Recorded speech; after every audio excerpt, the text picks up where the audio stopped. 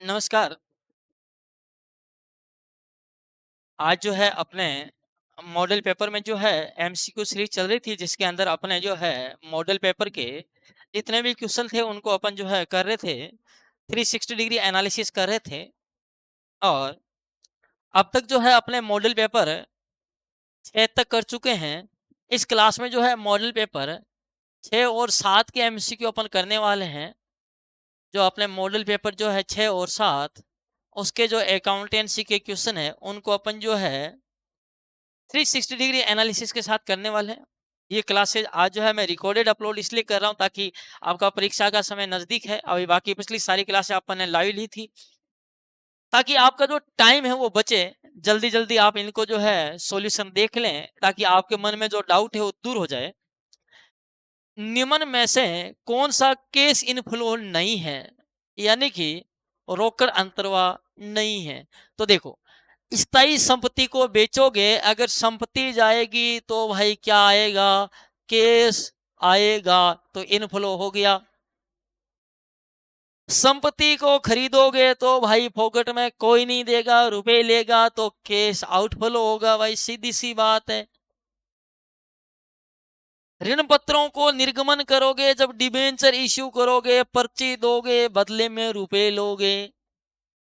माल को नगद बेचोगे तो माल गया, रुपए आए, कैश अकाउंट दिया टू सेल्स अकाउंट, यानी कि इनफ्लो।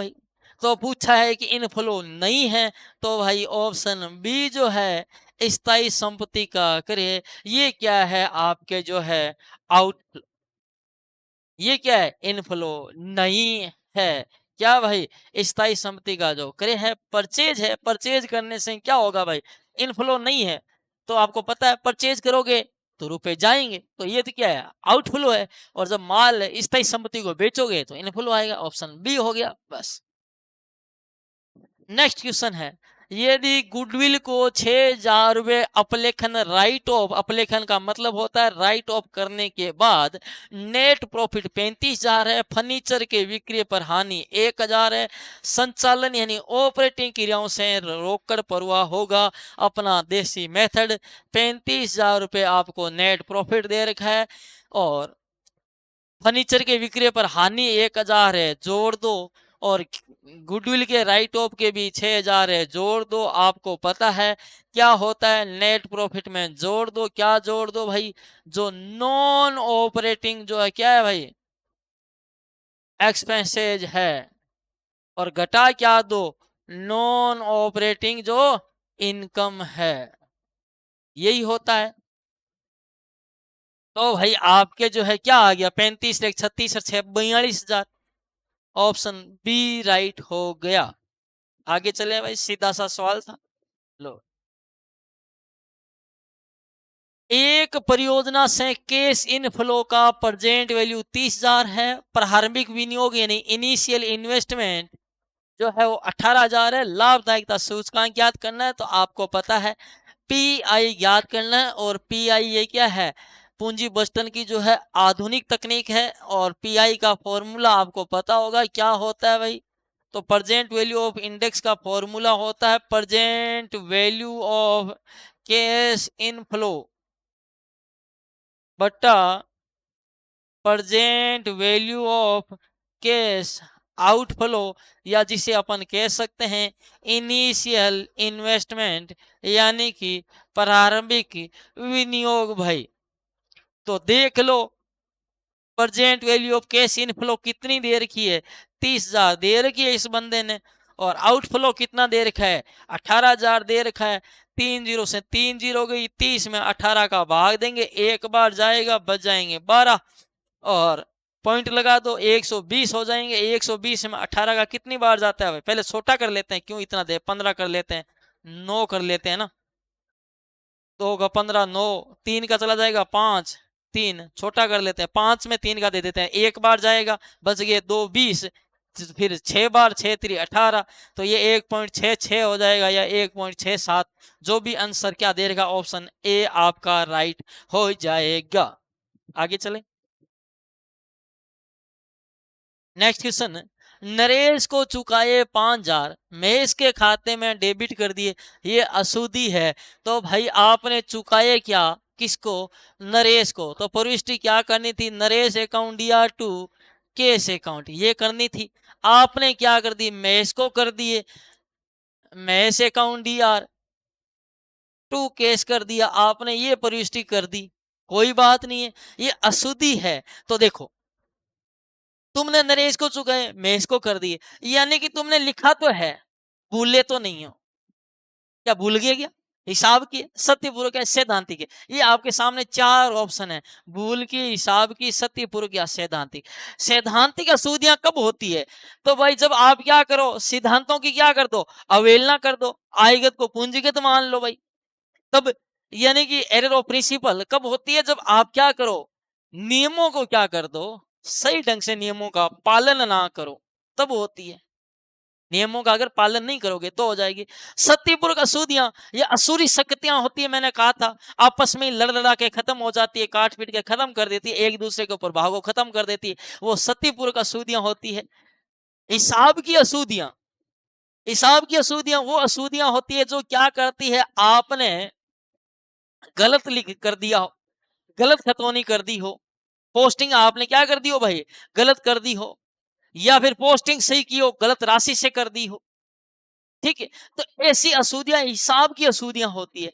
और बात करते हैं नाम से भूल की अशुद्धि, ऐसी भूल जो आगे कहीं नजर ही नहीं आए, वो भूल की अशुद्धियां होती है। यानी कि आपने माल बेचा, प्रविष्टि ही नहीं की, सहायक बही से आगे खतौनी ही नहीं की, आगे योग लेके ही नहीं गए भाई। तो ऐसी अशुद्धियां भूल की अशुद्धियां होती है। भूल में भी 2 टाइप की होती है, एक पूर्ण भूल की, एक आंशिक भूल की, है ना। तो भाई, तो इसने क्या क्या, रमेश नरेश को चुकाए 5,000, अगर ये किसी के खाते में नहीं लिखता, कथन होता कि नरेश को 5,000 चुकाए, खातों में लिखना नहीं लिखा लेखाकार ने, तो भूल की अशुद्धि होगी। लेकिन इसने लिखा किसके खाते में, महेश के खाते में, यानी कि हिसाब की अशुद्धि होगी, हिसाब में गड़बड़ी है। क्योंकि भाई चुकाए आपने नरेश को थे, लिख किसको दिए हैं भाई, महेश को लिख दिए हैं। तलपट के दोनों पक्षों का योग बराबर नहीं आएगा।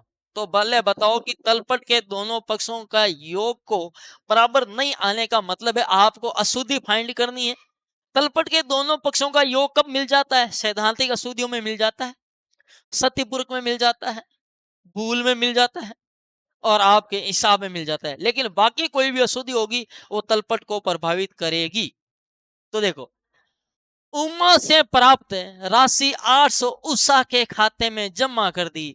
भाई तुमने रुपए उमा से प्राप्त किए, जमा उषा के करो चाहे किसी के करो, जमा कर दिए, रुपए मिल गए, क्या फर्क पड़ा, कुछ फर्क नहीं पड़ा। यानी कि हमने क्या कर दिया भाई, हिसाब की अशुद्धि कर दी। अभी पीछे देखा था महेश नरेश वाला, वही सीक्वेंस यहाँ है। तो ये हिसाब की अशुद्धि है। और हिसाब की अशुद्धि आपको पता है, क्या पता है, कि तलपट को प्रभावित नहीं करती है। भावना ने 1200 का माल लौटाया जिसका लेखा ही नहीं किया। हमने कहा था ना कि ऐसा भूले कि जिंदगी में कभी याद ही नहीं आए उसको। तो भाई भावना ने 1200 का माल लौटाया, बढ़िया बात है, हमने भावना रिसीव कर लिया, पर हमने लिखा कहीं नहीं, तो कोई फर्क नहीं पड़ने वाला है। तो ये कैसी अशुद्धि है भाई, भूल की। और भूल की अशुद्धि आपको पता है तलपट को प्रभावित नहीं करती है। भंवरलाल से कमीशन प्राप्त हुआ जिसे कमीशन खाते में डेबिट कर दिया। लो भाई, कमीशन प्राप्त हुआ किससे, भंवरलाल से। पहले तो आपको पता है कि भाई भंवरलाल से कमीशन प्राप्त हुआ तो भंवरलाल का कोई लेना देना ही नहीं है।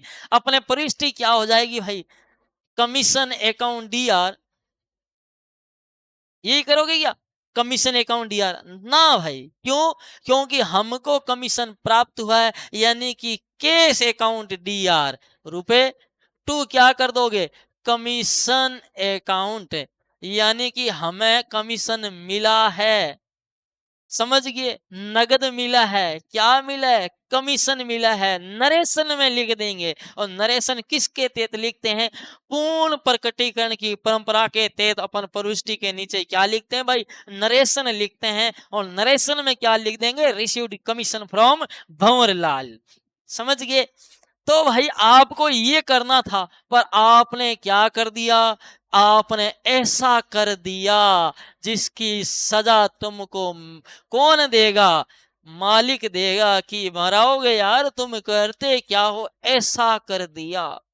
करना ऐसा था, सही ये करना था, आपने ये कर दिया।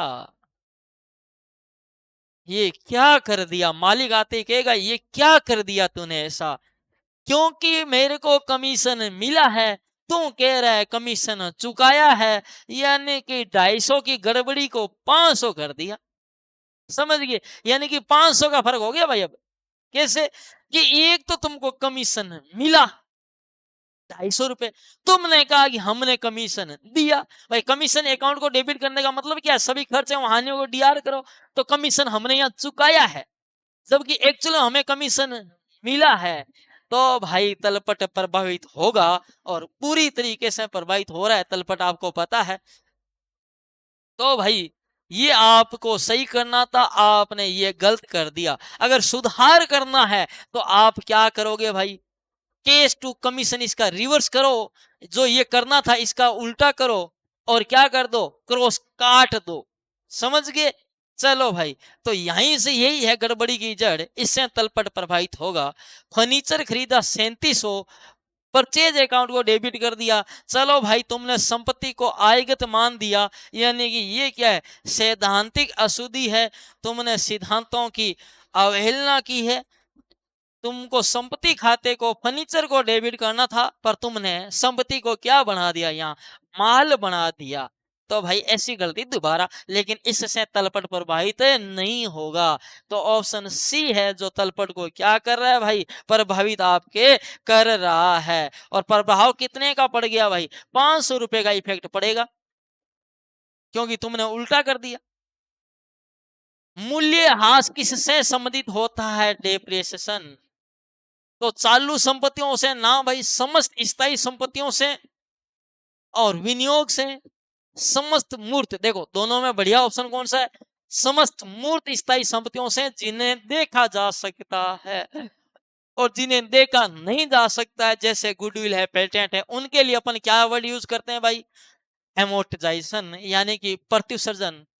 समझ गए? तो ऑप्शन डी राइट हो जाएगा। पूंजीगत संचय का निर्माण पूंजीगत लाभों में से किया जा सकता है, तो किन में से किया जा सकता है आपको ये बताना है। तो बताओ, बहुत सिंपल है। सारे पूंजी संचय दे रखे हैं, और ये सारे संचयों से पूंजीगत लाभों में से करते हैं, ये पूंजीगत लाभ है। स्थायी संपत्ति के विक्रय पर लाभ। देखो पूंजीगत लाभ कौन से होते हैं? जो लाभ बिजनेस से रिलेटेड नहीं होते। बिजनेस में ऐसी घटनाएं जो है हमेशा नहीं की जाती, ये कभी कभार की घटनाएं होती है, उनके कारण जो लाभ होता है वो कैपिटल प्रॉफिट होता है। माल बेचने पे लाभ है, वो आयगत लाभ है, क्योंकि तुम्हारा काम यही है, धंधा यही है माल बेचने का, समझे? लेकिन संपत्ति बेचो, मान लो तुम्हारी दुकान कपड़े की है, तुमने पंखा बेचा, 500 में लाए थे, 1000 में सलटा दिया, 500 का लाभ हो गया। तो ये क्या तुम्हारा तुम्हारा काम ये है क्या? ना, तुम्हारा काम तो कपड़े बेचना है। तो पूंजीगत लाभ जो है, ये लाभ कभी कभार होते हैं, और ये लाभ उन क्रियाओं से होते हैं जो व्यवसायिक संचालन से संबंध नहीं रखती है। जैसे संपत्ति विक्रय पर लाभ, संपत्तियों एवं दायित्वों के रिवैल्यूएशन पर होने वाला लाभ, अंशों और ऋण पत्रों के निर्गमन पर प्राप्त प्रीमियम, ये सब क्या है?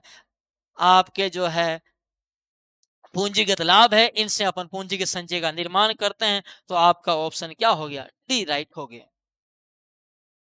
नेक्स्ट क्वेश्चन देखो, देखें। विराट ने 1 अप्रैल 2025 को 7,60,000 की लागत की एक मशीन खरीदी। उसकी स्थापना पर 40,000 खर्च किए। मशीनरी का 3 वर्ष अनुमानित जीवन काल है। 3 वर्ष के बाद 2 लाख रुपए उसका स्क्रैप वैल्यू होगी। सीधी रेखा पद्धति से ह्रास की दर ज्ञात करनी है। तो पहले देखो डेप्रिसिएशन ज्ञात कर लो। डेप्रिसिएशन देखो 7,60,000, 1 प्लस 40,000 स्थापना यानी इंस्टॉलेशन के खर्च 8 लाख।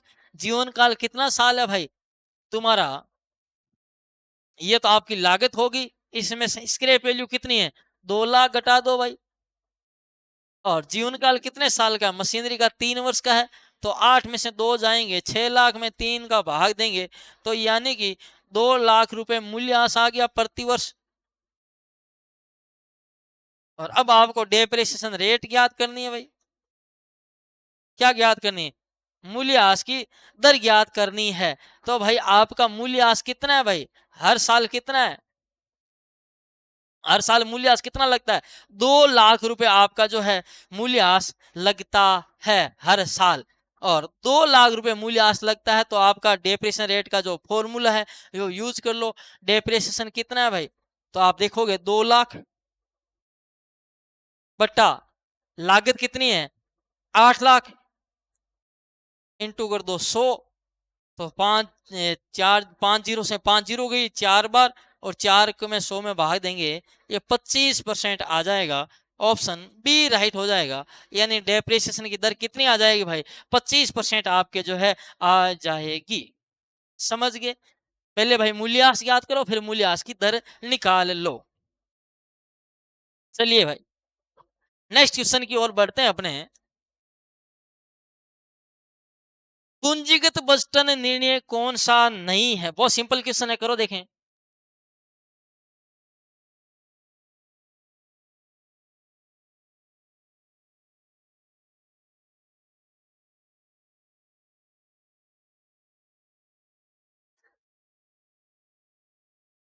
लो भाई, पूंजीगत बजटन निर्णय नहीं है, आपको पता है लाभांश निर्णय, परिसंपत्तियों का प्रतिस्थापन, विस्तार कार्यक्रम, विलय। तो ऑप्शन ए हो जाएगा, डिविडेंड डिसीजन नहीं है, क्योंकि पूंजीगत बजटन क्या है भाई, आपको पता है संपत्तियों का रिप्लेसमेंट करता हो, अपन को कोई संपत्ति खरीदनी हो उसलिए अपन काम में लेते हैं। विस्तार कार्यक्रम यानी संस्थान अपना विस्तार करना चाहता है, कुछ नई मशीनरी लाना चाहता है या नई बिल्डिंग बनाना चाहता है।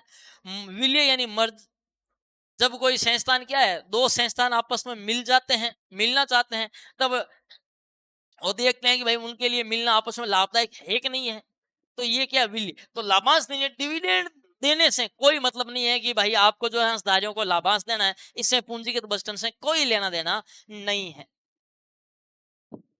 पूंजी बजटन संबंधित होता है, तो आपको पता है पूंजी बजटन अल्पकालीन नहीं होता, दीर्घकालीन निर्णय होता है। ऑप्शन बी सीधी सी बात है।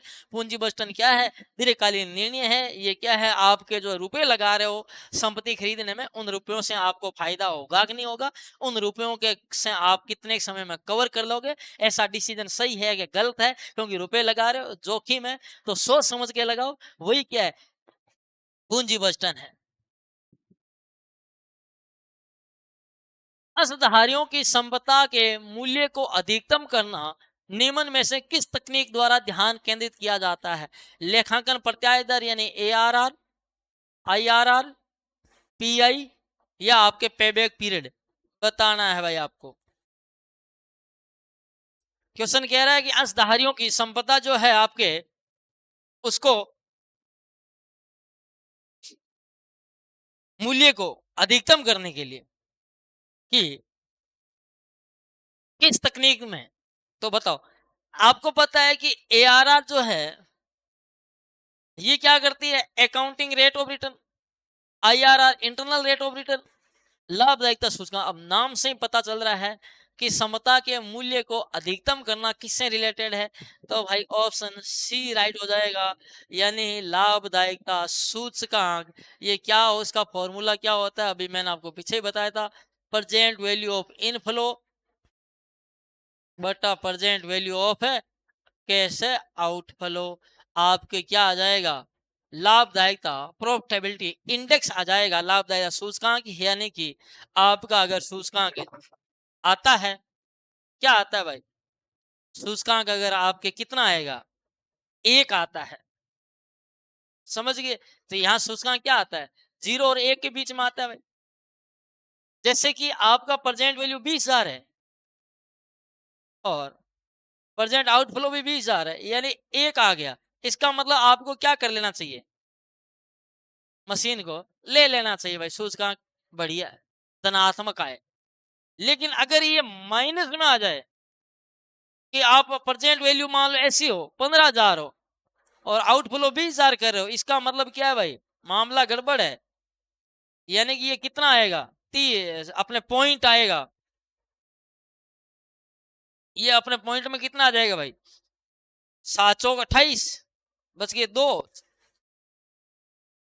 728 3 में जाएगा, 4 का भाग जाएगा नहीं, पॉइंट आ जाएगा, 30 बच जाएगा, 7.75, ये आपके आ जाएगा। तो इसका मतलब क्या है कि आप जो आज 20,000 लगा रहे हो उसकी प्रेजेंट वैल्यू 15,000 ही है, तो इसका मतलब कम है, तो आपको फिर नहीं लेने चाहिए भाई परियोजना, समझ गए।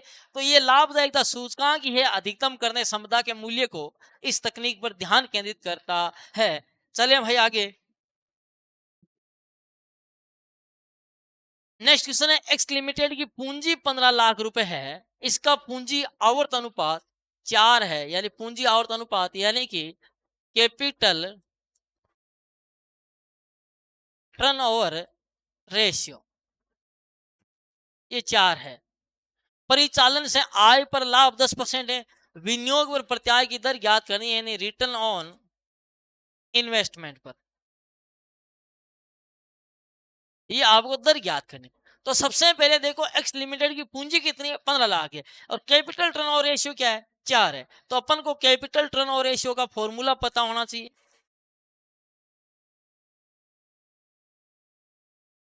तो देखो कैपिटल टर्नओवर रेशियो बराबर क्या हो गया, आपकी जो है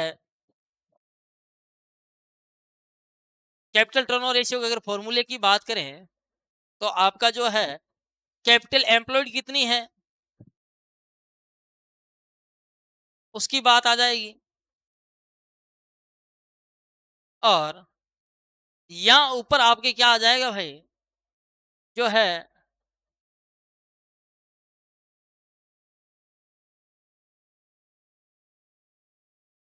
यहां वर्किंग कैपिटल आएगा। ये आपके जो है ये फॉर्मूला हो जाएगा कैपिटल टर्नओवर रेशियो का। अच्छा, यहाँ वर्किंग कैपिटल नहीं, अच्छा कैपिटल टर्नओवर नेट सेल्स, अच्छा जो आपने कुल बेचा है, नेट सेल्स बटा कैपिटल एम्प्लॉयड आ जाएगा। नेट सेल्स कितनी है आपकी पता नहीं है, चलो कैपिटल टर्नओवर रेशियो 4 है, नेट सेल्स की जगह नेट सेल्स लिख देते हैं। कैपिटल एम्प्लॉयड कितनी है, 15 लाख की जगह 15 लाख कर देते हैं, इसको गुणा कर देते हैं आपस में, तो नेट सेल्स बराबर क्या आ जाएगा, 60 लाख आ जाएगा। यानी कि नेट सेल्स कितनी होगी, 60 लाख होगी, और आपको कहा है कि सेल्स परिचालन से आय पर लाभ 10% है, तो 60 लाख का 10% कितना होता है भाई, 60 लाख का 10% होता है 6 लाख, यानी ये आपके 6 लाख रुपए क्या आ गया, लाभ आ गया, जो परिचालन से आय पर ये आपके जो प्रॉफिट है। देखो नेट सेल्स कितनी है, टोटल इनकम कितनी है, ऑपरेटिंग सेल्स यानी परिचालन से आय कितनी है, 60 लाख है, और 60 लाख का 10% लाभ जो कितना है भाई, 6 लाख है। अब आपको जो है वो ज्ञात करना अपने क्या भाई, रिटर्न ऑन इन्वेस्टमेंट। तो अपन बात करते हैं रिटर्न ऑन इन्वेस्टमेंट की दर।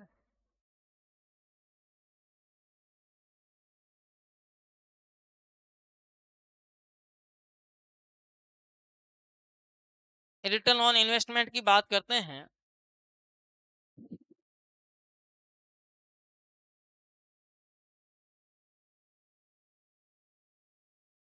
Profit before interest and tax, कि आपका जो है लाभ कितना है, किससे भाई, ब्याज और कर से पहले लाभ कितना है, और बात करें आपके जो है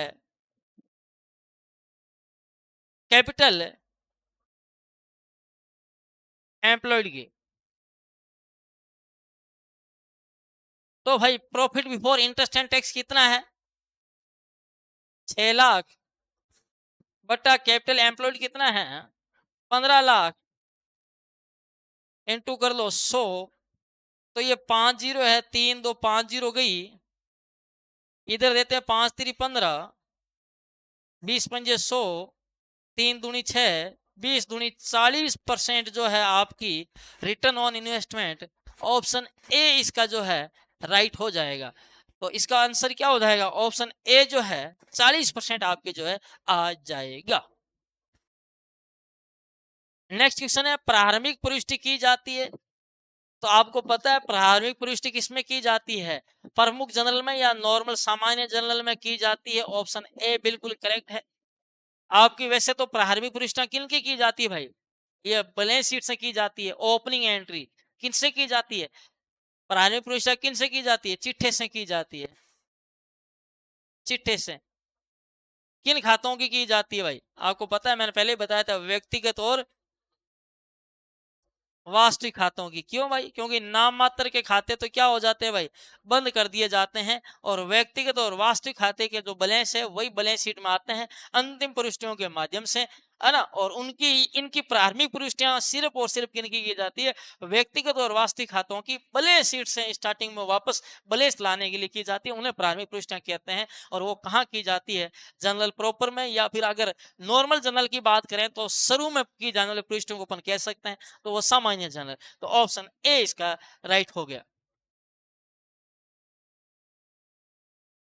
एंड नेक्स्ट क्वेश्चन है, निम्न में से कौन सा बिंदु वित्त पोषण के हेजिंग या मिलान दृष्टिकोण के उपयोग को दर्शाता है? देखो, मैंने आपको जो है वर्किंग कैपिटल की तीनों दृष्टिकोण बताए थे, चाहे आक्रामक दृष्टिकोण हो, चाहे आपको मैंने बात की थी रूढ़िवादी दृष्टिकोण की बात की थी, मिलान दृष्टिकोण की बात की थी। मैंने कहा था कि जो रूढ़िवादी दृष्टिकोण वाले होते हैं वो क्या करते हैं, किसको तवज्जो देते हैं? तरलता को अधिक तरलता रखते हैं भाई, जोखिम कम पालते हैं। आक्रामक वाले जोखिम अधिक में विश्वास करते हैं, तरलता क्या करते हैं? कम रखते हैं भाई। और रूढ़िवादी वाले अपने जो है दीर्घकालीन कौशलों से व्यवस्था करते हैं। आक्रामक वाले अल्पकालीन से कर लेते हैं। और मिलान वाले ये क्या है? संतुलित रहते हैं एकदम। तो बताओ ये किस उपयोग को दर्शाता है? फर्म चालू और स्थायी संपत्तियों दोनों के वित्त पोषण के लिए अल्पकालिक बिल्कुल नहीं करते मिलान वाले। फर्म अपनी स्थायी संपत्तियों और अस्थायी चालू संपत्तियों के एक हिस्से को दीर्घकालिक वित्त पोषण के साथ वित्त, ये भी बात गलत है। फर्म अचल संपत्तियों, यानी अचल का मतलब वही स्थिर हो गया, अचल का मतलब क्या होता है? स्थिर। और स्थायी चालू संपत्तियों के वित्त पोषण के लिए दीर्घकालीन निधि का उपयोग करती है, ये बात राइट है। जो फर्म है आपकी क्या है भाई? जो अचल है, अचल का मतलब क्या है? जो क्या है? नॉन करंट है। चाहे नॉन करंट आपकी संपत्तियां हो यानी स्थिर संपत्तियां हो, चाहे स्थायी चालू संपत्तियां हो, दोनों के लिए किसके लिए है भाई? लॉन्ग टर्म, है ना, दीर्घकालीन वित्त से क्या करते हैं भाई? इनको जो है काम में लेती है। ये बात मैं आपको जो है पहले बता चुका हूं। आगे चलते हैं। निम्न में से कौन सी समता अंशों की विशेषता नहीं है? समता यानी इक्विटी शेयर की विशेषता नहीं है, ये बताना है आपको। ये कंपनी की जोखिम पूंजी है, बिल्कुल सही बात है। इसे अधिमान अंशों में बदला जा सकता है, ये बात गलत है। इनके पास लाभांश का कोई पहले अधिकार नहीं होता, ये बात सही है, क्योंकि पूर्वाधिकार अंशधारियों के पास अधिकार होता है। इनके पास मतदान की शक्ति, ये भी सही है, तो विशेषता नहीं है। ऑप्शन बी राइट हो गया। ऑप्शन 265 का ऑप्शन जो है बी, वो क्या हो जाएगा? राइट हो जाएगा। नेक्स्ट क्वेश्चन आपके सामने, बोनस अंश जारी करने के लिए लेखांकन व्यवहार क्या है?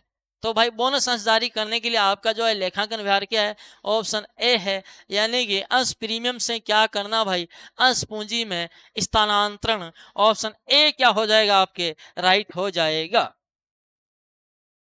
तो भाई इसकी प्रविष्टि क्या करते हैं अंशों के? तो आपको पता है ये किन सिक्योरिटीज, अगर इसकी मैं बात करूं तो बता चुका हूं क्लास में, securities premium account D R to bonus shareholder. और जब वो जारी किए जाते हैं तो ये क्या हो जाएगा? Bonus shareholder account D are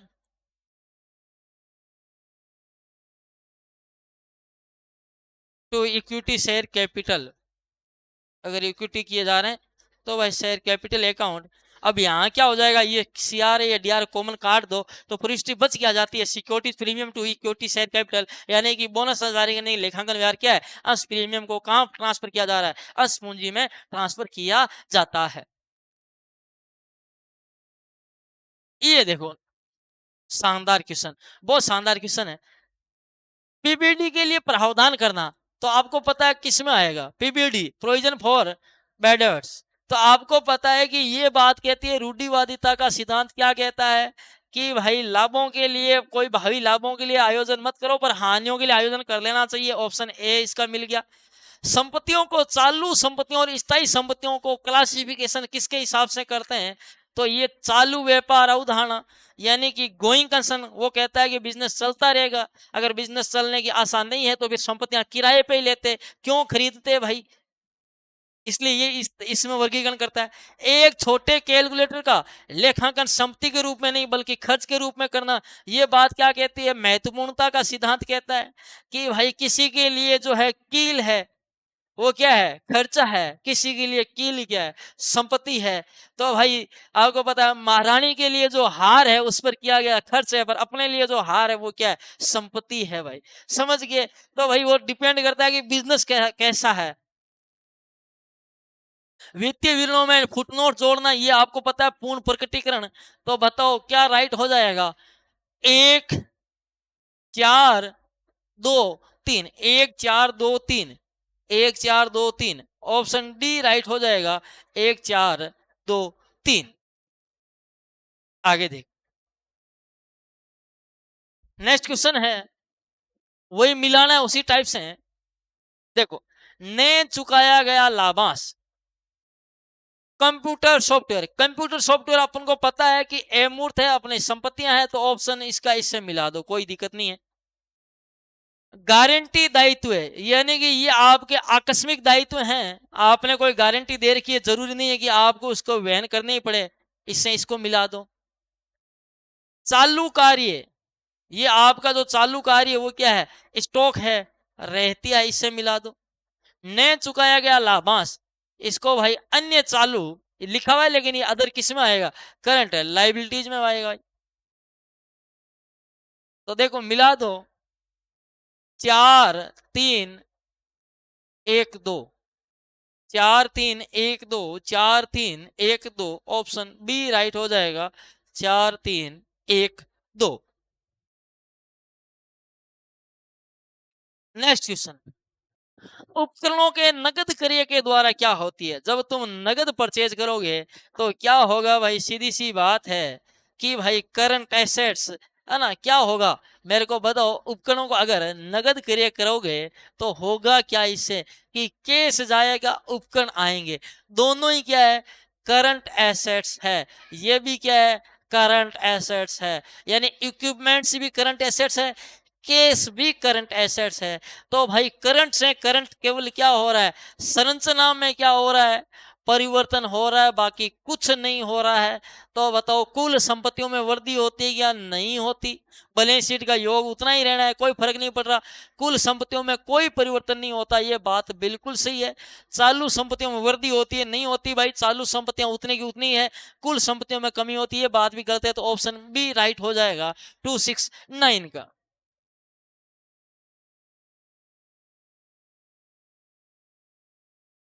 आगे देखो, Shri Madan power study company को माल वापस करता है। माल बेचा था, माल वापस कर रहा है, सेल्स रिटर्न कर रहा है, ठीक है भाई। और अब कंपनी द्वारा मदन को कौन सा दस्तावेज भेजा जाना है? तो भाई मदन ने माल वापस किया, तो मदन को क्या करेंगे हम? जमा करेंगे, यही करेंगे। प्रविष्टि क्या करेंगे? देखो, sales return account DR to क्या करेंगे? मदन अकाउंट, यानी मदन को क्या करो भाई? जमा करो। क्यों? क्योंकि मदन ने माल लौटाया है।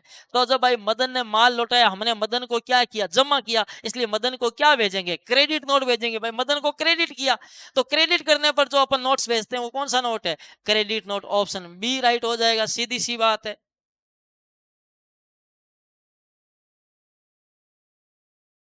कंपनी अधिनियम 2013 की धारा 53 के अनुसार कोई भी कंपनी बट्टे पर अंश निर्गमित नहीं कर सकती। इस मामले के तो अधिकार अंशों का निर्गमन बट्टे पर नहीं किया जा सकता। बोनस अंशों का निर्गमन आपको पता है निःशुल्क होता है वैसे भी।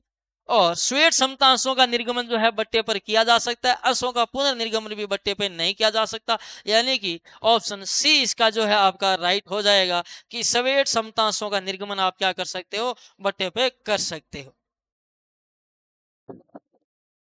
निम्न में से कौन से लाभांश के वितरण के लिए उपलब्ध नहीं होने वाले लाभ और संचय है? तो देखो, लाभांश के लिए, डिविडेंड के लिए कौन अवेलेबल नहीं है? तो आपको पता है कि पूंजीगत लाभ अवेलेबल नहीं होते।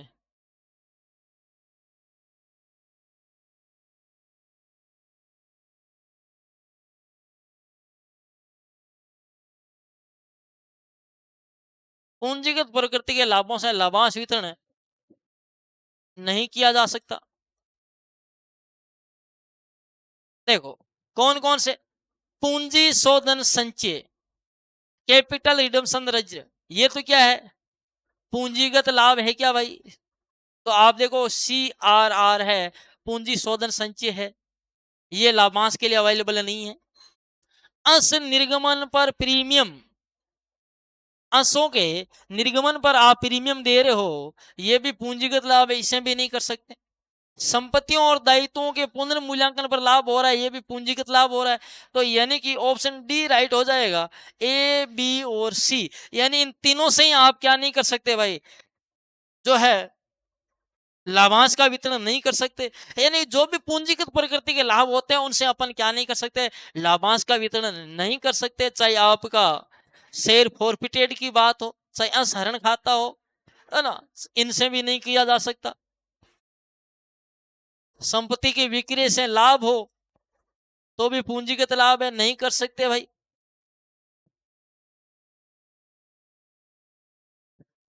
आपने कोई इन्वेस्टमेंट रिजर्व है, निवेश संचय है, उससे भी अपन नहीं कर सकते। तो भाई जो भी आपके क्या हो, पूंजीगत प्रकृति के लाभ होते हैं, उनसे अपन नहीं कर सकते। समझ गए? चाहे आपका DRR हो, जैसे ये पूंजी शोधन संचय CRR है, चाहे ऋण पत्र शोधन संचय हो, डिबेंचर रिडम्पशन रिजर्व हो, या फिर समामेलन से पूर्व का लाभ हो,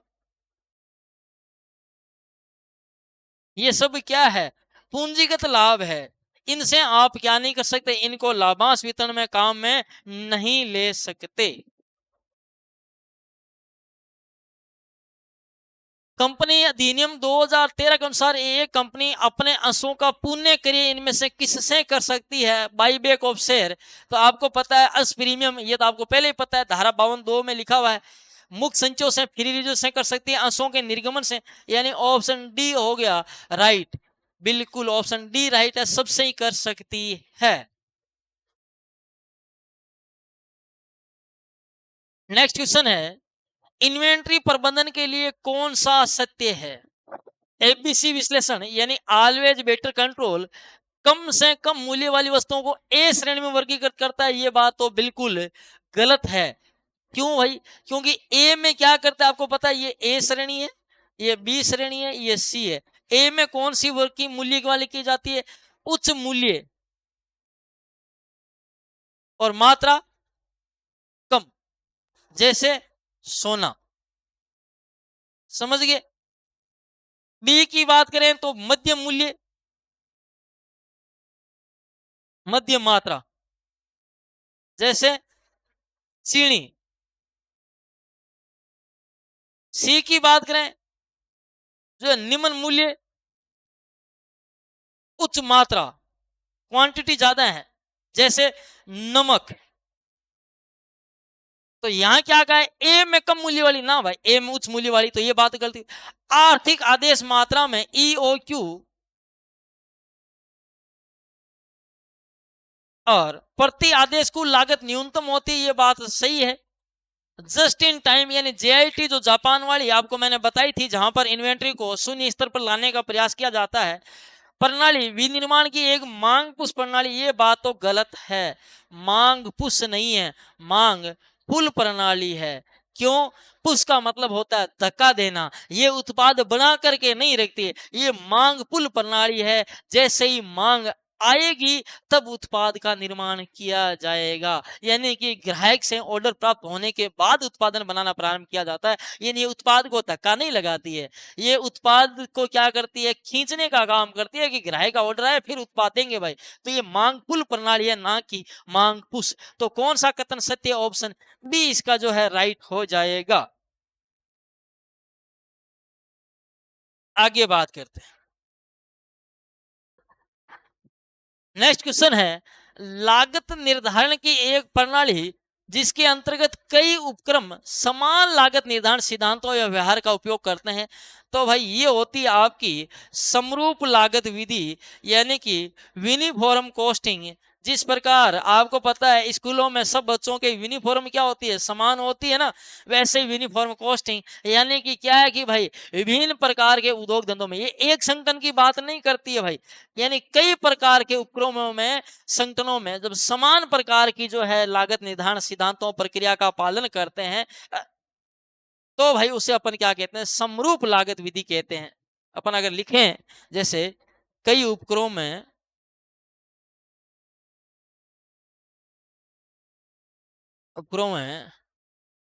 समान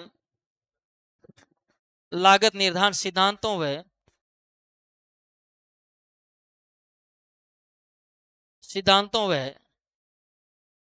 प्रक्रिया का पालन किया जाता है। इससे क्या होता है, तुलना करने में आसानी होती है, क्योंकि मान लो 3-4 संगठन है, अलग अलग कंपनियां हैं, तीनों में सेम टाइप की कॉस्टिंग का जो है वो प्रोसेस, लागत निर्धारण के तरीके काम में लिए जा रहे हैं, तो भाई तुलना करना क्या होगा, आसान होगा भाई। तो तुलना करना क्या हो जाता है, आसान होता है, किसमें, लेखों में। एकीकृत यानी इंटीग्रेटेड, ये जो है एकीकृत यानी इंटीग्रेटेड, इसमें क्या है, विभिन्न लागत केंद्रों की लागत को जो है एक साथ स्थापित किया जाता है। विभिन्न लागत केंद्रों की जो कॉस्ट सेंटर है, लागत को एक साथ जोड़ने का कार्य।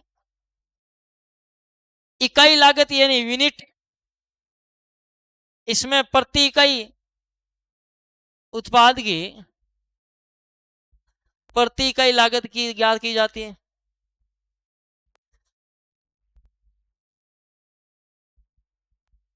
और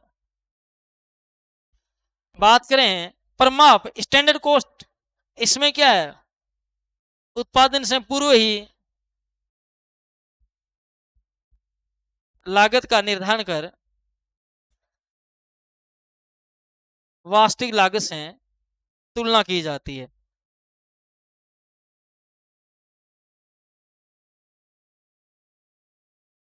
आगे देखो, नेक्स्ट क्वेश्चन है, किसी साझेदारी फर्म के विघटन के दौरान धीरे धीरे नगद वितरण व्यवस्था में बैलेंस शीट दर्शाती है, एक्स का पूंजी खाता 2000, वाई का पूंजी खाता 3000, लेनदार 5000, एक्स का लोन 5000, आपके पास कैश अवेलेबल 8000 है, तो किसे भुगतान करोगे। तो भाई सबसे पहले जो लेनदार है उसको भुगतान करो, क्योंकि ये क्या है, बाहरी पक्षकार है, सीधी सी बात है। तो भाई पहले 5000 रुपए तो इस लेनदार को दो, फिर तुम्हारे पास 8 में से 5 चले जाएंगे, तुम्हारे पास बैलेंस बचता है 3000 का। अब भाई जिसने लोन दे रखा है, किसने, साझेदारों ने, तो भाई उसका लोन चुका दो। तो यहाँ उसके बाद साझेदार का ऋण चुका दो। अब साझेदार का ऋण 5000 का है, पर तुम 3 ही चुका पाओगे, ऋण वगैरह चुक जाए तो फिर पूंजी की बात आएगी। तो भाई आप किसको दोगे, तो लेनदार को 5000, एक्स का लोन 3000। एक्स का लोन पहले क्यों नहीं चुकाया, क्यों, क्योंकि एक्स क्या है, पार्टनर है, पार्टनर का लोन है, समझ गए। अब ये किसका लोन है, एक्स का लोन है, एक्स क्या है, साझेदार है, ठीक है, साझेदार का लोन है, इसलिए ये लेनदार क्या है, ये बाहरी पक्षकार, इसलिए पहले इस लेनदार को 5000 चुकाएंगे, और उसके बाद जो है आप उसको साझेदार को क्या कर दिया, अपन ने चुका दिया। बनाने अथवा क्रय संबंधी निर्णय में कौन सी सूचना महत्वपूर्ण नहीं है या रिलेवेंट नहीं है, यानी आपको परचेज करना है या माल का निर्माण करना या क्रय करना। तो देखो, परचेज कॉस्ट ये तो इंपॉर्टेंट है, ये तो महत्वपूर्ण है भाई, ये तो रिलेवेंट है भाई, माल को खरीदने में कितने रुपए लगेंगे, वो लागत तो रिलेवेंट है भाई, सीधी सी बात है, माल को खरीदने से फर्क पड़ेगा भाई। परचेज कॉस्ट मतलब क्या है कि भाई तुम माल खरीदना, उसने कहा कि 2000 रुपए लगेंगे, किसी ने कहा 1500 लगेंगे, तो तुम तुलना नहीं करोगे, क्या फर्क पड़ रहा है ना 1500 2000 में, तो इससे तो फर्क पड़ता है भाई। स्थिर लागत, मेरे को बताओ, तुम माल खरीदने जा रहे हो, तुमको मान लो गन्ना खरीदना, किसान ने कहा गन्ना देंगे हम आपको 8 रुपए किलो, ठीक है, या 8 रुपए क्विंटल मान लो, ठीक है। किसी दूसरे ने कहा कि हम देंगे 10 रुपए क्विंटल। आप वहां तुलना करोगे, परचेज कॉस्ट है, फर्क पड़ रहा है, लेकिन उस गन्ने को रखने के लिए तुमने गोदाम ले रखा है, गोदाम का किराया लग रहा है। उसने गोदाम वाले ने कहा कि भाई साहब महीने के 5,000 लूंगा, फिक्स है। अब मेरे को ये बताओ, तुम गन्ना चाहे 8 में खरीद के लाओ, चाहे गन्ना 10 में खरीद के लेके आओ, चाहे गन्ना तुम 15 में लेके आओ, चाहे गन्ना तुम 5 क्विंटल लेके आओ, चाहे 10 क्विंटल लेके आओ, गोदाम का किराया 5,000 लगना ही लगना है, वो फिक्स है। बताओ परचेज डिसीजन में गोदाम का किराया तुम्हारे आड़े आया क्या? नहीं आया ना। ऐसा तो नहीं है ना कि गन्ना 4 रुपए किलो खरीदोगे तो गोदाम का किराया कम लगेगा, 10 खरीदोगे तो ज्यादा लगेगा, नहीं ना। तो भाई स्थिर लागतें जो है, इसका परचेज की यानी कि माल खरीदने पर किसी प्रकार के डिसीजन पर कोई फर्क नहीं पड़ता, ये लागतें स्थिर होती है, समझ गए। इनका परचेज से कोई लेना देना नहीं है। जैसे भाई किराया है ना, अपन ने देखा गोदाम किराया, समझ गए। अभिवर्ती लागतें, ये क्या होती है कि भाई परिवर्तनशील लागतें ही होती है। ये क्या है? एक टाइप से परिवर्तनशील लागतें ही है कि तुम ज्यादा माल खरीदोगे तो ज्यादा रुपए लगेंगे, कम माल खरीदोगे तो कम रुपए लगेंगे, तो ये फर्क। और अवसर लागत, आपको पता है एक लागत को त्याग करते हैं और उसके बदले में जो अपन डिसीजन लेते हैं, उन दोनों की जो लागत है वही क्या है? अवसर लागत है, यानी अपॉर्चुनिटी कॉस्ट है, कि तुम किसी एक चीज को खरीद रहे हो, बदले में दूसरा मौका छोड़ रहे हो, समझ गए। तो वही क्या है? अवसर लागत। आगे देखो, कौन सा कथन बीईपी ब्रेक इवन पॉइंट विश्लेषण को सही रूप में व्यक्त करता है, यानी कि सम विच्छेद बिंदु। तो आपको पता है कि सम विच्छेद बिंदु पर क्या होता है? नो प्रॉफिट नो लॉस होता है, ये बात तो राइट है। कुल आय और कुल लागत बराबर होती है तभी बीपी पॉइंट होता है। असदान जो है स्थिर लागत के बराबर नहीं होता, ये बात तो सही है, लेकिन बीपी पॉइंट में कोई लेना देना नहीं है, क्योंकि बीपी पॉइंट में क्या होता है? अगर देखो सेल्स है, इसमें से तुम वेरिएबल कॉस्ट घटाओगे तो कंट्रीब्यूशन आएगा, समझ गए। और अगर इसमें से तुम फिक्स कॉस्ट घटाओगे तो प्रॉफिट आएगा, समझ गए। अब मेरे को ये बताओ कि अगर कंट्रीब्यूशन और फिक्स कॉस्ट अगर बराबर हुई ना, तो तुम्हारा प्रॉफिट क्या आएगा? तुम्हारा प्रॉफिट क्या होगा बताओ भाई? प्रॉफिट क्या होगा? जीरो। क्या होगा? ये जो पी लिखा है मैंने, ये क्या हो जाएगा भाई? आपके जो है ये पी लिखा है, ये क्या हो जाएगा? ये पी हो सकता है या एल लॉस हो सकता है, यानी ये क्या हो जाएगा? जीरो। कब? जब ये सी बराबर एफ हो। जैसे मान लो मैं सेल्स करता हूं 100 रुपए, और वेरिएबल कॉस्ट जो है वो 30, अपने जो है 30 रुपए है, तो बताओ कंट्रीब्यूशन कितना आ गया? ये 70 रुपए कंट्रीब्यूशन है, ये वेरिएबल कॉस्ट है, और ये सेल्स है, ये कंट्रीब्यूशन है। अब मान लो फिक्स कॉस्ट है मेरी 50 रुपए, ये फिक्स कॉस्ट है, तो बताओ 20 रुपए क्या है? ये 20 रुपए प्रॉफिट है। ये देखो ये फिक्स्ड कॉस्ट क्या है? सी और एफ क्या है? बराबर नहीं है, इसलिए प्रॉफिट है। और बीपी पॉइंट पे क्या होता है? नो प्रॉफिट नो लॉस होता है, आपको पता है। तो बताओ अगर मैं फिक्स्ड कॉस्ट भी कितनी कर दूं, 70 रुपए कर दूं, अगर सी के बराबर एफ कर दूं, तो प्रॉफिट क्या हो जाएगा भाई? तो प्रॉफिट क्या हो जाएगा भाई? आपके जो है जीरो हो जाएगा। प्रॉफिट क्या हो जाएगा फिर? 70 में से 70 जाएंगे, जीरो। यानी ये फिर क्या है? बीपी पॉइंट हो गया, जहां पर क्या हो? No profit no loss. तो बताओ बीपी पॉइंट के लिए क्या है? सी के बराबर एफ होना जरूरी है, लेकिन इसने क्या है सी के बराबर एफ नहीं है। तो ऑप्शन ए और बी, यानी कि ऑप्शन बी राइट हो गया, जो बीपी पॉइंट को क्या कर रहा है? सही ढंग से डिफाइन कर रहा है। नेक्स्ट क्वेश्चन है, प्रबंध अंकेक्षण के संबंध में कौन सा कथन सही है? यानी मैनेजमेंट ऑडिट तो ये आपको पता है प्रबंध अंकेक्षण प्रबंधन की गुणवत्ता से संबंधित है। प्रबंध अंकेक्षण प्रबंधन के लिए अंकेक्षण है मैनेजमेंट का। प्रबंध अंकेक्षण डिसीजन लेने की गुणवत्ता पर केंद्रित है। उपरोक्त सभी आपको पता है। मैनेजमेंट प्रबंध के लेखांकन हमने पढ़ा था। अब प्रबंध की अंकेक्षण है, बात वही है प्रबंधकों के लिए, प्रबंध को डिसीजन में सहायता लेने से उनसे क्वालिटी से रिलेटेड। तो ऑप्शन इसका सीधी सी बात है, क्या हो गया, ऑप्शन डी हो गया। नेक्स्ट क्वेश्चन है, अंकेक्षण में निम्न पहलुओं का सही क्रम क्या है। तो आपको पता है सबसे पहले क्या की जाती है, इंटरनल चेक में आंतरिक जांच, इसके अंतर आता है आंतरिक अंकेक्षण। नंबर 2, आंतरिक अंकेक्षण के बाद किया जाता है वार्षिक अंकेक्षण, और फिर कोई जरूरत हो तो विशेष अंकेक्षण। तो 3 2 4 1 ऑप्शन सी राइट हो जाएगा। 3 2 4 1 3 2 4 1 यानी कि ऑप्शन सी राइट हो जाएगा। विशेष अंकेक्षण आपको पता है विशेष परिस्थितियों में करवाया जाता है, बाद में अगर जरूरत हो तो।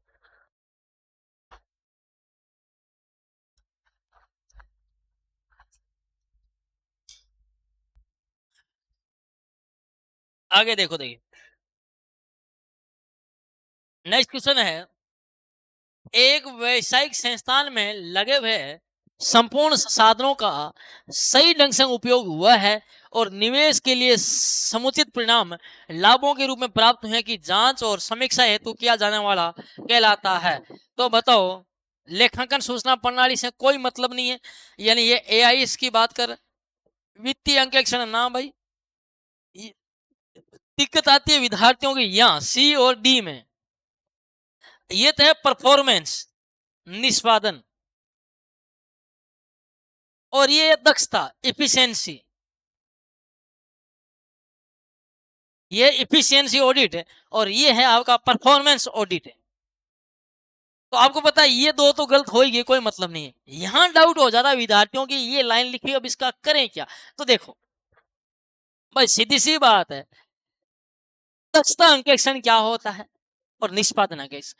निष्पादन अंकेक्षण कहता है कि तुमने कार्य को सही ढंग से निष्पादित किया है कि नहीं किया है।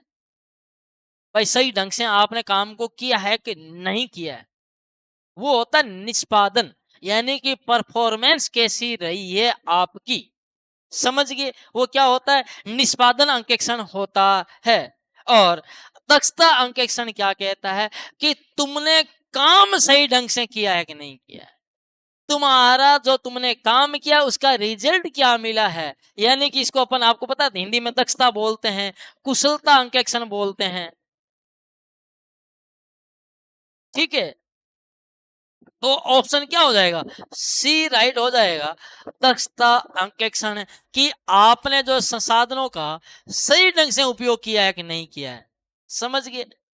और औचित्य अंकेक्षण क्या होता है कि तुमने उसको, औचित्य अंकेक्षण क्या होता है कि तुमने उसके औचित्य की जांच की जाती है कि तुमने जो ये खर्च किया है ये क्या अपने पर फायदा पहुंचाने के लिए नहीं किया ना, कि जरूरत थी कि नहीं थी, वो होता है औचित्य अंकेक्षण। तो ध्यान रखा इनमें टाइप में थोड़ा थोड़ा सा डिफरेंस इनके अंदर आप पकड़ लोगे आराम से, है ना। तो ये दक्षता अंकेक्षण यानी इफिशियंसी ऑडिट, यानी कि कुशलता अंकेक्षण की आपने काम कुशलता से किया है कि नहीं किया है। भाई ये कई बार क्या होता है कि हमने गाड़ी बढ़िया तरीके से चलाई और फिर उसका रिजल्ट बढ़िया आया।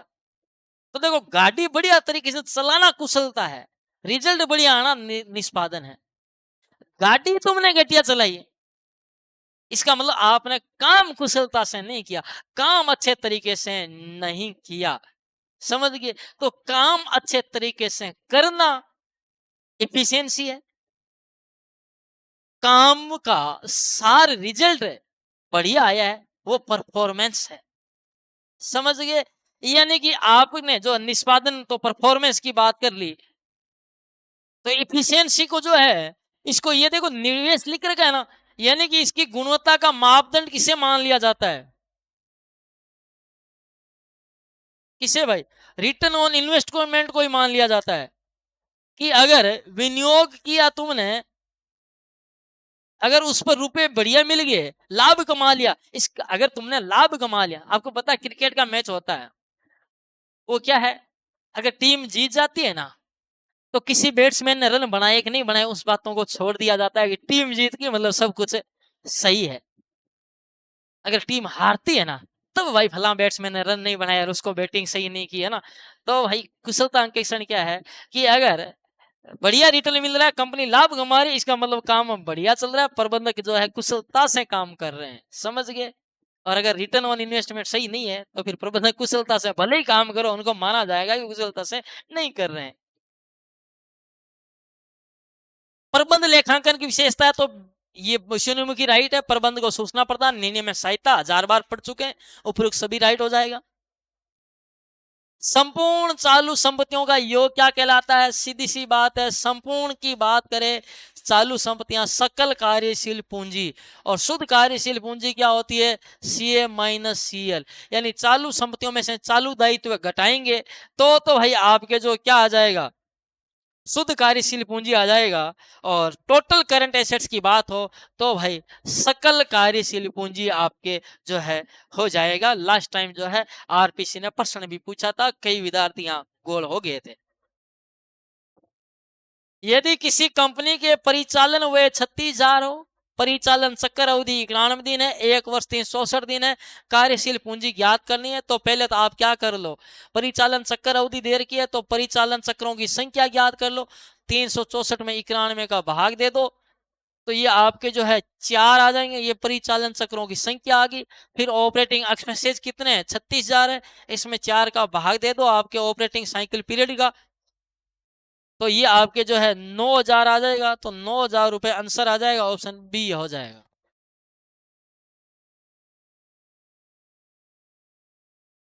यदि सेल्स 20 लाख से बढ़कर 30 लाख हो और लाभ 2 लाख से बढ़कर 4 लाख हो, पीवी रेशियो ज्ञात करना है, तो भाई आपको पता है कि क्या करना है? चेंज इन प्रॉफिट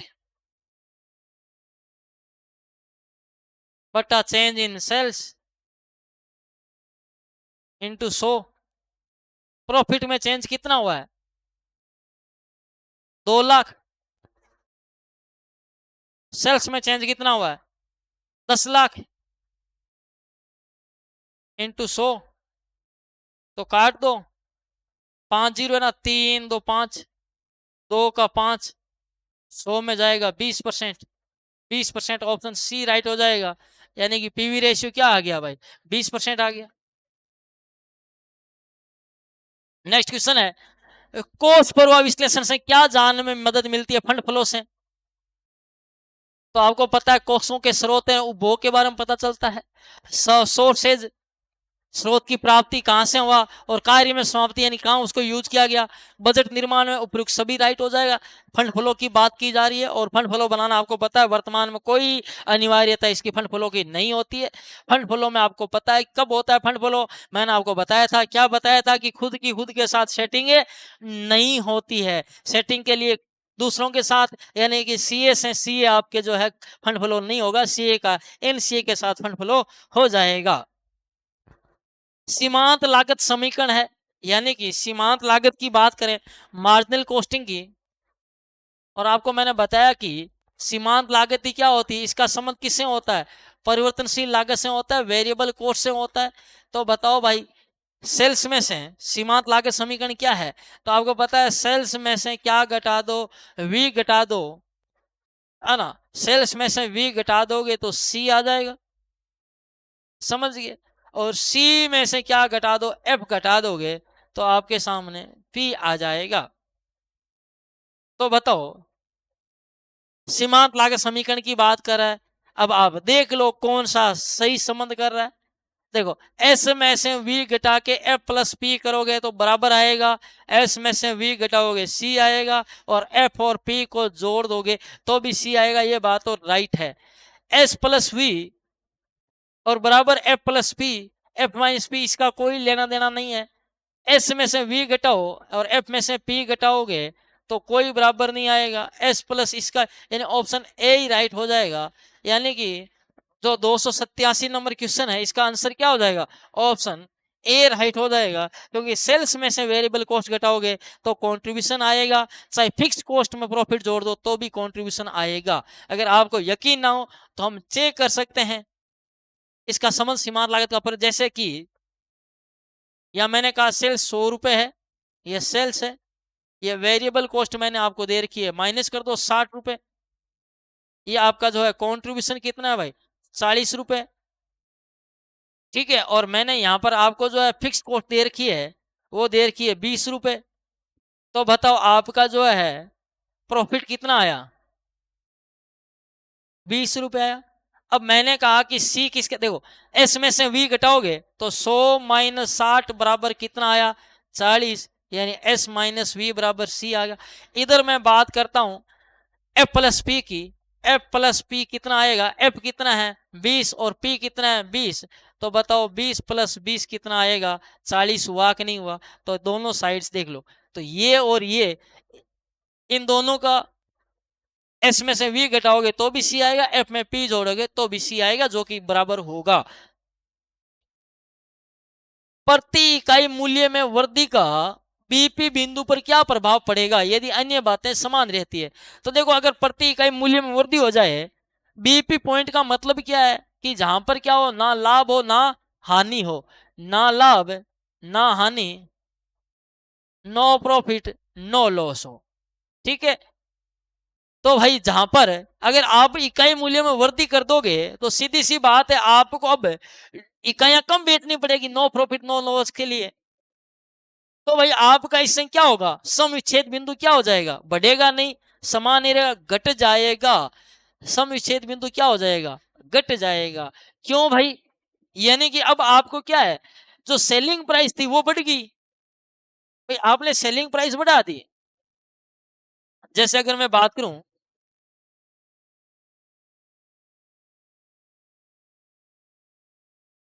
एक एग्जांपल लेके बताऊं आपको, कि मान लो ये सेल्स है, ये सेल्स प्राइस 100 रुपए है, यहाँ जो है वेरिएबल कॉस्ट जो है वो आपके 40 रुपए, कंट्रीब्यूशन जो है वो 60 रुपए है, फिक्स कॉस्ट जो है मैंने आपको कह दी 30 रुपए है, और प्रॉफिट कितना है 30 रुपए। ये आपके सवाल है, ठीक है। अब यहाँ बीपी कितना है, बीपी इन सेल्स क्या होता है, फॉर्मूला क्या होता है भाई, कि फिक्स कॉस्ट बटा क्या कर दो भाई, जो है आपकी फिक्स कॉस्ट कितनी है,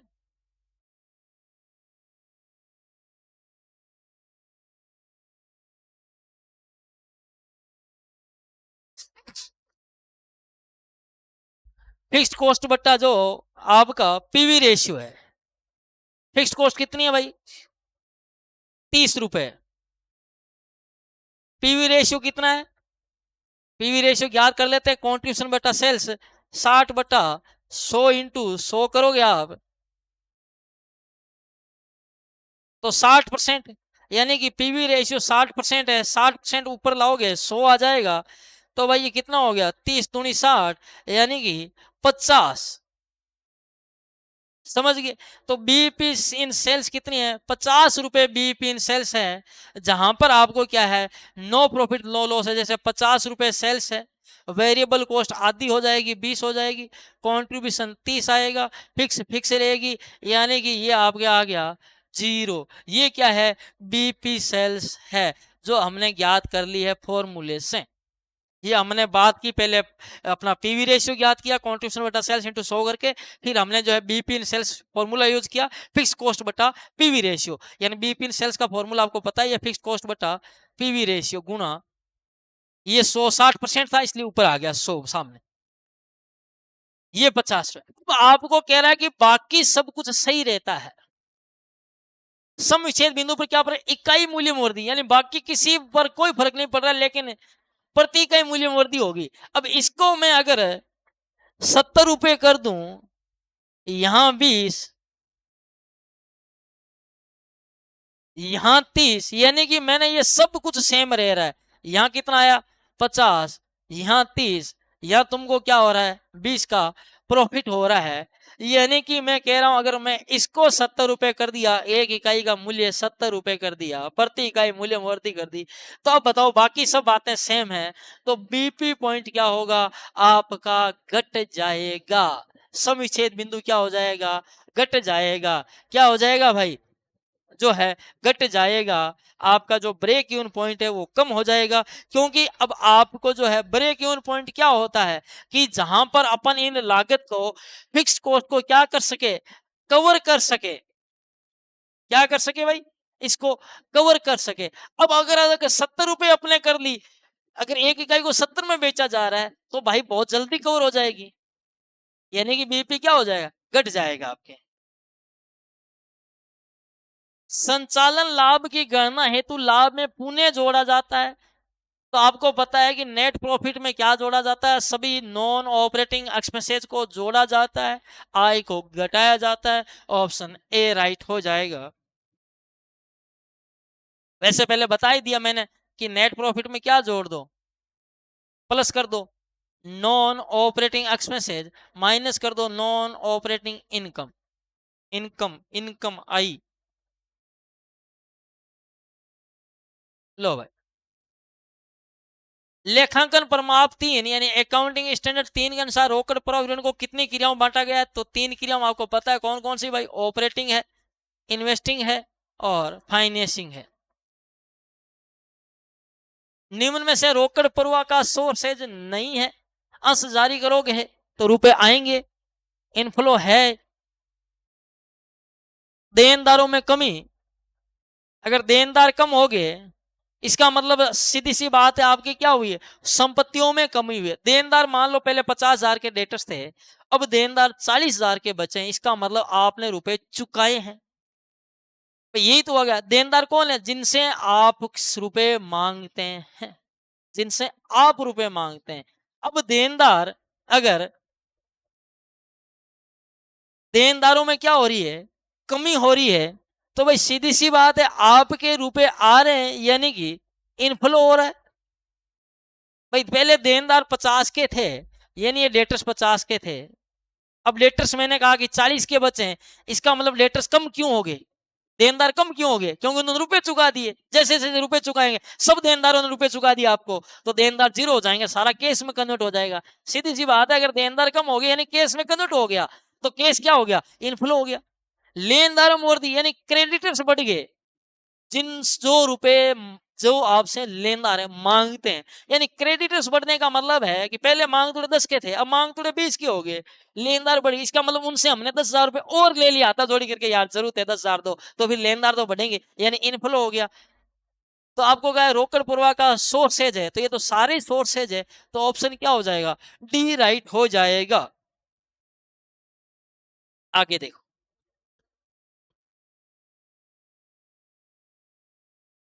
रोकड़ प्रवाह विवरण ज्ञात करना है आपको। ओपनिंग बैलेंस दे रखा है 2,50,000, क्लोजिंग दे रखा है 1,40,000, profit on sale of building 30,000 दे रखा है, तो आप बिल्डिंग अकाउंट बना लो भले ही, और नहीं तो आप सीधा भी कर सकते हो डायरेक्ट, जो मैंने मेथड आपको बता रखा है।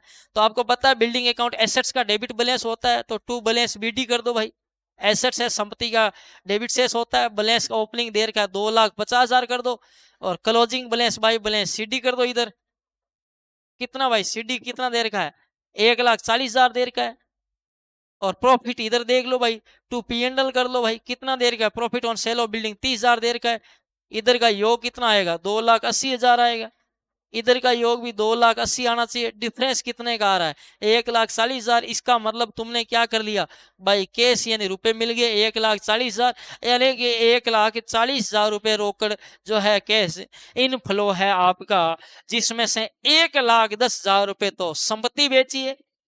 भाई इसका मतलब ये हो गया ना, 2.5 लाख की संपत्ति थी, 1,10,000 की संपत्ति बेच दी, इसलिए पीछे 1,40,000 बचा है। ठीक है, 1,10,000 और 30,000 लाभ पर बेचा है, तो वो 30,000 प्रॉफिट वाले, 1,40,000 रुपए आगे। समापन के समय डूबत ऋण खाते यानी कि बैड डेबिट्स को कहां भेजा जाता है, तो भाई बैड डेबिट्स को कहां भेजा जाता है, देनदारों खाते में नाम भाई समापन है, रियलाइजेशन अकाउंट वसूली खाते में भेजा जाता है, चाहे बैड डेबिट्स हो चाहे गुडविल हो, सबको कहां भेजा जाता है भाई, कहां भेजा जाता है, रियलाइजेशन अकाउंट में। लेकिन कुछ एक चीजें रियलाइजेशन में नहीं जाती, जैसे पूंजी खातों का शेष हो, केस बैलेंस वगैरह हो, है ना, तो वो बातें ध्यान में रखना। आगे देखो, संयुक्त जीवन बीमा पॉलिसी की फर्म द्वारा प्राप्त राशि वितरित की जाती है, तो भाई साहब जेएलपी हो या चाहे आपके आईएलपी हो, आईएलपी यानी इंडिविजुअल, जेएलपी यानी जॉइंट लाइफ पॉलिसी। जेएलपी में क्या होता है कि सभी सदस्य मिलकर के करा लेते हैं। प्रीमियम हमेशा चाहे जेएलपी हो या आईएलपी, दोनों ही दशा में, दोनों में ही प्रीमियम कौन भरती है, यानी किस्तें कौन भरती है, फर्म ही भरती है। तो खर्चा फर्म का ही लग रहा है, फर्म ही पेमेंट कर रही है प्रीमियम का। तो जेएलपी में क्या होता है कि मान लो 3 साझेदार है, तीनों के साझेदार पर जेएलपी ले रही है, कोई भी साझेदार मर जाएगा, बीमा कंपनी से रुपए मिल जाएंगे। आईएलपी मान लो 3 साझेदार हैं, उन्होंने तीनों ने आईएलपी ले रखी है, जैसे मान लो ए बी सी है, तीनों ने आईएलपी ले रखी है। अब अगर ए मरेगा तो ए के आईएलपी का पैसा मिलेगा, बी और सी का नहीं मिलेगा, समझ गए। बी मरेगा तो बी का आईएलपी का मिलेगा, ए और सी का नहीं मिलेगा। तो आईएलपी में जिसकी आईएलपी है वो पर्टिकुलर मरने पर पैसा मिलेगा। जेएलपी में सभी साझेदारों में से कोई भी मर जाएगा तो भी रुपए मिल जाएंगे। और आपको पता है फर्म प्रीमियम चुका रही है तो सभी साझेदारों का हक है, तो सभी साझेदार अपने जो है लाभ हानि अनुपात में बांटेंगे। तो भाई आपका ऑप्शन सी राइट हो जाएगा, पुराने लाभ विभाजन अनुपात में। और आपको पता है अगर कोई साझेदार फर्म को छोड़ के जाएगा तो बीमा कंपनी से कुछ नहीं मिलने वाला है। क्यों भाई? क्योंकि पॉलिसी के से रुपए दो ही टाइप से मिलते हैं, या तो पॉलिसी तुम्हारी क्या हो जाए भाई, मैच्योर हो जाए, या फिर कोई साझेदार मर जाए। नहीं तो फिर क्या है, तीसरा मामला यह है कि तुम पॉलिसी को क्या कर दो, परमानेंटली बंद कर दो, सरेंडर कर दो। और पॉलिसी को सरेंडर करने पर रुपए मिलते हैं, उसे अपन बोलते हैं सरेंडर वैल्यू यानी समर्पण मूल्य। यानी पॉलिसी को आगे चालू नहीं रखने पर बीमा कंपनी से प्राप्य होने वाली राशि समर्पण मूल्य कहलाती है भाई। एक्स वाई और जेड 5 3 2 में साझेदार हैं। गुडविल पुस्तकों में नहीं दिखाई गई है, लेकिन उसका मूल्य 1 लाख है। एक्स फर्म से अवकाश ग्रहण करता है, वाई और जेड फ्यूचर में लाभों को बराबर बांटते हैं। एक्स का ख्याति में हिस्सा वाई और जेड के खातों में किस अनुपात में डेबिट होगा? तो देख लो, ये एक्स है, ये वाई है, ये जेड है, इनका रेशियो क्या दे रखा है, 5 3 2 दे रखा है। और आगे दे रखा है एक्स फर्म से, ये फर्म से अवकाश ग्रहण करता है, ये लो, ये इसने हमको अवकाश ग्रहण करा दिया। वाई और जेड फ्यूचर में लाभों को बराबर बांटते हैं, यानी वाई और जेड का अनुपात फ्यूचर में होगा 1:1। अब आपको देख लो, इनको बराबर कर लो, इधर का योग कितना है, 10 है, इधर का योग 2 हो रहा है, मैं गुना किससे करूं, 5 से कर लूं ना इसको, तो ये बराबर हो जाएगा। तो भाई मैं इसको क्या कर लेता हूं, 5 कर लेता हूं, इसको भी 5 कर लेता हूं। तो भाई इसका फायदा कितना हो गया, 3+2। इसके फायदे कितना हो गया, 2+3, यानी कि 2:3 में बांट लेंगे, ये फायदे का अनुपात है। तो ऑप्शन क्या हो गया, बी राइट हो जाएगा, 295 का। नेक्स्ट क्वेश्चन है, कुल संपत्तियां 70,000 के, दायित्व 10,000 के, औसत लाभ 8,000 के, सामान्य प्रत्याय दर 10% है, सुपर प्रॉफिट की राशि ज्ञात करनी है। तो देखो टोटल बैलेंस शीट क्या कहती है कि टोटल लाइबिलिटीज टोटल एसेट्स बराबर होती है। तो अगर 70,000 इधर है, दायित्व इधर 10,000 के हैं, तो सीधी सी बात है 60,000 की क्या है, कैपिटल है ये। और कैपिटल पर आपको क्या है, 10% है। तो बताओ 60,000 का 10% यानी कि 6,000 क्या है आपका सामान्य लाभ है। और आपको क्या का है, अधिलाभ की राशि, अधिलाभ क्या हो जाएगा, सुपर प्रॉफिट। जो औसत लाभ कितना है, औसत लाभ 8,000 है, इसमें से सामान्य लाभ घटा दो 6,000, तो आपका सुपर प्रॉफिट आ गया 2,000 रुपए। 2,000 ऑप्शन में कहां पर है, ऑप्शन बी इसका राइट हो जाएगा, 296 का। चलिए भाई आगे बात करते हैं। एमआईएस का पूरा नाम है, आपको पता है, मैंने पहले बता दिया था, मैनेजमेंट इंफॉर्मेशन सिस्टम, यानी प्रबंध सूचना प्रणाली। मैंने आपको बताया था, एमआईएस की बात करें, चाहे एआईएस का बात करें, अकाउंटिंग इंफॉर्मेशन सिस्टम, चाहे सीएस की बात करें, कंप्यूटराइज अकाउंटिंग सिस्टम, या फिर बात करें डीबीएमएस की डाटाबेस मैनेजमेंट सिस्टम, आरडीबीएमएस की करें relations database management system, HTML की बात करें हाइपर टेक्स्ट मार्कअप लैंग्वेज, ये सारे नाम जो है मैंने आपको पहले ही बता चुका हूं। तलपट बनाने के बाद लेखाकार को डेबिट पक्ष का योग 1500 से कम मिलता है, इस अंतर को लिखा जाएगा। यानी कि ये ट्रायल बैलेंस बना रहा था बंदा, और इसको इधर का योग जो है डीआर और सीआर की बात करें तो डेबिट पक्ष का योग इधर का मान लो योग 10,000 है, इधर का योग 8,500 है, यानी 1500 का डिफरेंस मिल रहा है। ये 1500 यहाँ डेबिट पक्ष, ये किए 1500 लिखे, यहाँ तुम क्या लिखोगे, सस्पेंस लिख दोगे, ठीक है। और जब सस्पेंस अकाउंट बनाओगे तो जिधर कम पड़ रहे हैं उधर ही लिख दो। सस्पेंस अकाउंट में क्या करो भाई, ये जो है इधर लिख दो, to difference in trial balance, ये लिख देंगे अपन कि ट्रायल बैलेंस में डिफरेंस है कितने का है, 1500 का है। जिधर कम थे उधर की साइड में डीआर में कम थे, तो सस्पेंस में डीआर में, तो सस्पेंस अकाउंट डीआर, तो क्या हो गया, suspense account DR to difference in trial balance, ये पुष्टि हो जाएगी। तो उच्चती खाते के कहाँ लिखेंगे, डेबिट में लिखेंगे भाई। ऑप्शन बी इसका राइट हो जाएगा।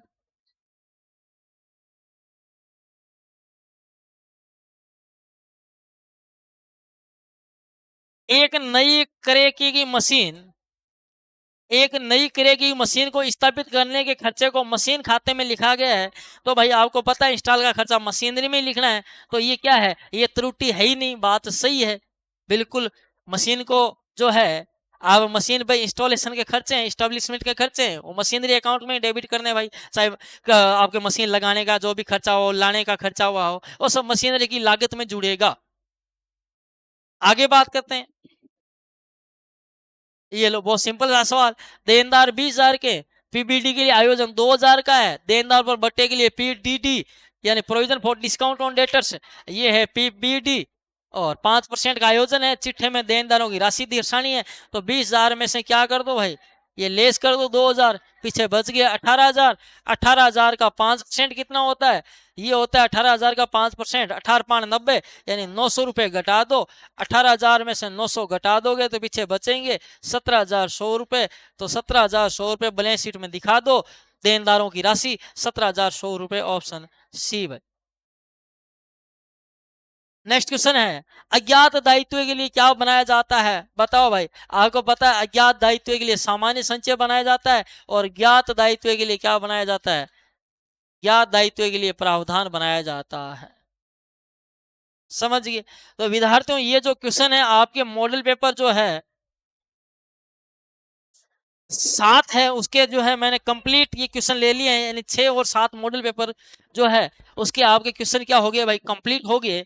यानी कि आपके जो है 7 और 6 मॉडल पेपर और 7 मॉडल पेपर, उसके हमने जो अकाउंटेंसी के जो भी क्वेश्चन थे सीरियल वाइज सारे क्वेश्चन बिल्कुल आपके मॉडल पेपर के सेम टू सेम क्वेश्चन, वही ऑप्शन सब कुछ जो है हमने इसमें ले लिए हैं। ठीक है। और एक क्वेश्चन शायद और, अच्छा एक क्वेश्चन और है, उसको भी अपन देख लेते हैं। लास्ट क्वेश्चन है, 31 दिसंबर 2024 को एक मशीन पर घटती हुई किस्त 25 से यानी डब्ल्यू से 7200 रुपये मूल्य आज काटा गया। आज की दर 10% है। यह मशीन 1 जनवरी 2023 को क्रय की गई थी।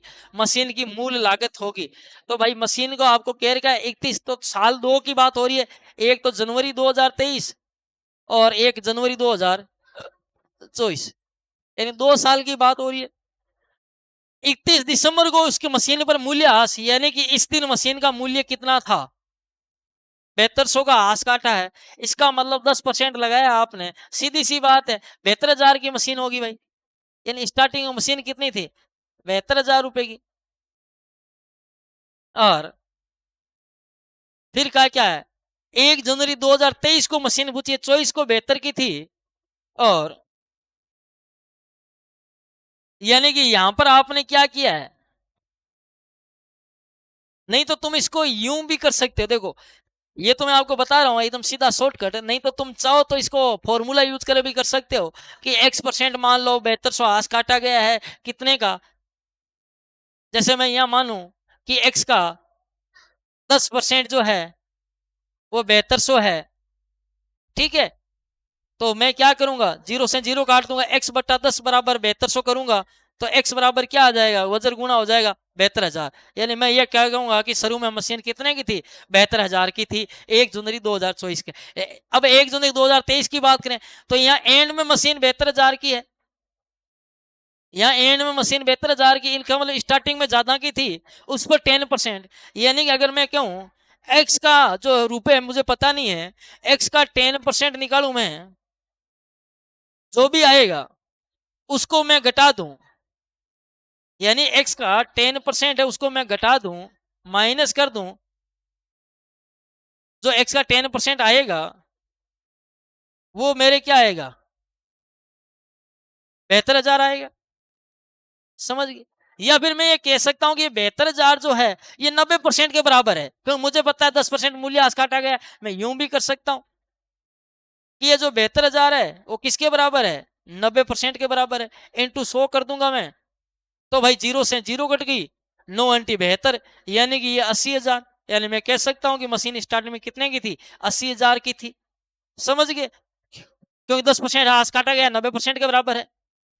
तो भाई तुम्हारे पास जितने भी तरीके हैं, या फिर तुम यूं कर सकते हो कि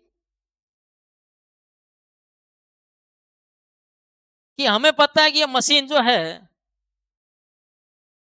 तो इसका आंसर तो आपको पता ही, 80,000 हो गया, पहले साल 10%, 8,000 कट जाएगा, 72 की बचेगी, अगले साल 10%, 7200 कट जाएगा।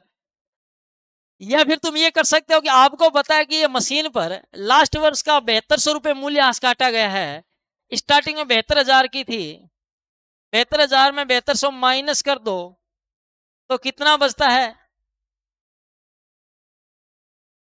तो 72 में से 7 जाएगा, 65, 64,800। यानी कि 2 साल बाद मशीन का मूल्य 64,800 है। अब मेरे को ये बताओ, तुम्हारे जो है डेप्रिसिएशन की रेट क्या दे रखी है, आपको पता है 10% दे रखी है। जाना किस पर है, स्टार्टिंग में जाना है, 2 साल की बात है, 100/90 कर दो। अगर पीछे जाना हो तो 90/100 कर दो। मैंने बताया था, अगर आपको स्टार्टिंग में जाना है तो 100/90, मूल्यह्रास में जाना है 90/100। अभी करेंगे, जैसे स्टार्टिंग में 80,000 है ना, इसको जाना है तो 90/100 कर दो, 2 साल की बात है। देखो करो ऐसे, तो जीरो से जीरो कट जाएगी, 2 जीरो। अब यहाँ काट दो, 3 दूनी 6, 3 एकम 3, 216, 3 बार जाएगा यहाँ। इसको काटोगे, 7×3 = 21, 3 दूनी 6, यहाँ जाओगे, 9 × 72, 8 को गुणा करोगे, 4 जीरो लगाओगे, यानी 80,000 उत्तर आ गया। 80,000 से वापस मूल्यह्रास पे जाना, तो यहाँ देखो कितने जीरो है, 4 जीरो है, ये 4 जीरो काट दो, गुणा कर दो, नमा नमा 81 को 8 से गुणा कर दो, 8 × 8, 8×64, ये 2 जीरो, 64,800 रुपए। ये लो। तो ये थे विद्यार्थियों आपके जो है मॉडल पेपर 7 के क्वेश्चन, और 302 क्वेश्चन हमने कर लिए हैं। आगामी क्लास में हम जो है मॉडल पेपर 8, 9, 10 के भी करेंगे, इसके अलावा मैनेजमेंट और इकोनॉमिक्स के भी करने वाले हैं। तो धन्यवाद, जय हिंद, जय भारत।